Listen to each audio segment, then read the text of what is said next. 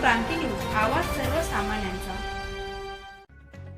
बागलाण विधानसभा मतदारसंघातील जनसेवक, लोकनायक व प्रामाणिक नेतृत्व करणारे इच्छुक उमेदवार महेंद्र दगडू चव्हाण यांनी डांग सौंदाणे इथं ग्रामस्थांशी जनसंवाद साधला। ग्रामस्थांपुढे आपली आमदारकी लढवण्याची भूमिका मांडली। ते म्हणाले, जर मला तिकीटही भेटलं नाही तरी मी अपक्ष लढणार। मला जनतेची सेवा करायची आहे। मी जनतेसाठी शासकीय योजना घराघरात घेऊन येणार। महिलांसाठी गृह उद्योग आणणार। सर्व गटांमध्ये तक्रार पेटी बसवणार व बागलाण तालुक्यात higher education degree college, PhD college, MIDC area घेऊन येणार। त्यामुळे बागलाण तालुक्यात तरुणांना रोजगार उपलब्ध होईल।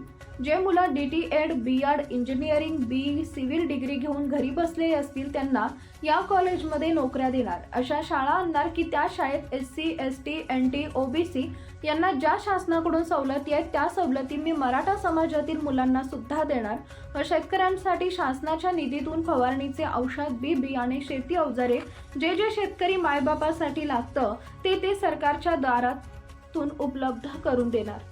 आज शेतकरी आहेत तर सर्व आहेत। बागलाण आतापर्यंत तालुक्यात शेतकऱ्यांचे फार मोठ्या प्रमाणात नुकसान होत आहे। बागलाण तालुक्यात ही परिस्थिती पाहायला मिळते। त्यांच्याकडे लक्ष दिलं तरच हे जग जिवंत राहील, अन्यथा लवकरच मरण अटळ आहे। यातून कोणाची सुटका होणार नाही। कितीही श्रीमंत असला तरी सुद्धा तो हवेवर जगू शकत नाही। या पोशिंद्याची गरजच आहे, अशी प्रतिक्रिया सर्व जनतेसमोर दिली।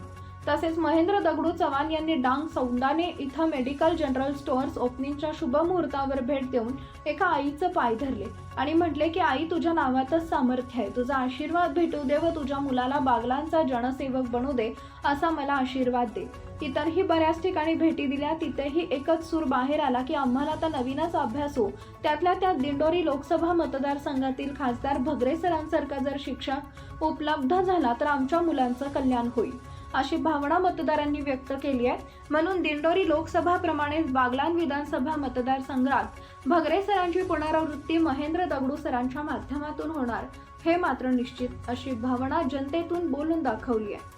महाराष्ट्र क्रांती न्यूज साठी प्रतिनिधी वामन शिंदे, नामपूर, सटाणा। जनता जनार्दनांनो, आज गजानन ठाकरे यांनी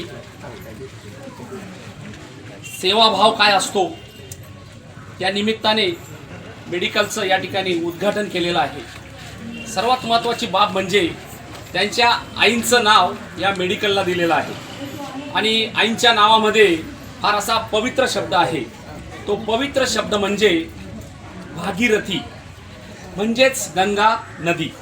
मित्रो, याच नावाप्रमाणेच या ठिकाणी ठाकरे कुटुंबियांकडून डांग सौंदाण्यातील सर्व ग्रामस्थांना सेवा दिली जाईल।